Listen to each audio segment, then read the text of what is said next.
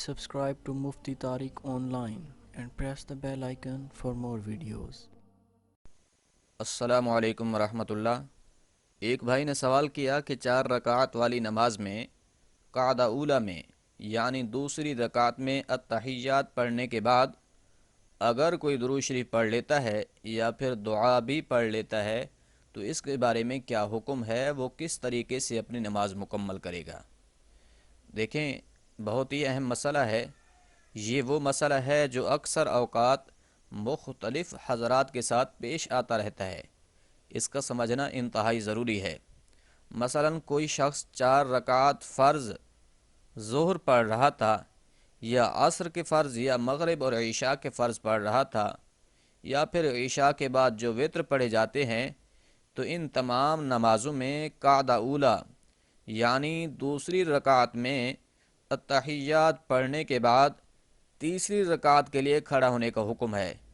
مطلب جب اشہد ان لا الہ الا اللہ و اشہد ان محمدن عبدہ و رسولہ پڑھ لیں تو اس کے فوراً بعد تیسری رکعت کے لیے کھڑا ہونے کا حکم ہے۔ لیکن اگر کوئی تیسری رکعت میں کھڑا ہونے کی بجائے دوسری رکعت میں بھول کر التحیات پڑھنے کے بعد درود شریف پڑھ لیتا ہے یا پھر دعا پڑھ لیتا ہے تو اب اس کے بارے میں کیا حکم ہے، وہ کس طریقے سے اپنی نماز کو مکمل کرے گا؟ اس مسئلے کو اچھے طریقے سے سمجھ لے۔ اگر تو کوئی شخص دوسری رکعت میں التحیات پڑھ لینے کے بعد اللہم صلی علی محمد اتنا درود شریف پڑھ لیتا ہے تو اس کے اوپر سجدہ سہو واجب ہو جاتا ہے۔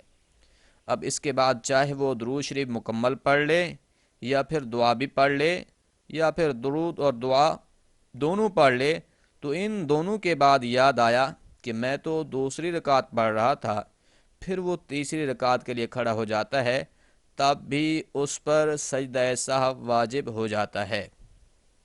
اگر اتنا بھی پڑھ لیا اللہم صلی علی محمد یا اتنی دیر کے لیے خاموش بیٹھا رہا تو تب بھی اس پر سجدہ سہو واجب ہو جائے گا۔ یعنی التحیات پڑھ لینے کے بعد تیسری رکعت کے لیے کھڑا ہونے کے بجائے وہ اللہم صلی علی محمد کی مقدار کے برابر خاموش بیٹھا رہا، پھر بھی اس پر سجدہ سہو واجب ہو جاتا ہے۔ اگر تو وہ سجدہ سہو کیے بغیر نماز اپنی مکمل کر لیتا ہے تو اس کی نماز درست نہ ہوگی، کیونکہ اس کے اوپر سجدہ سہو لازم ہو چکا تھا۔ یہ سجدہ سہو واجب ہوتا ہے، واجب کے بغیر اگر وہ نماز پڑھ لے گا تو اس کی نماز مکمل نہیں ہوگی۔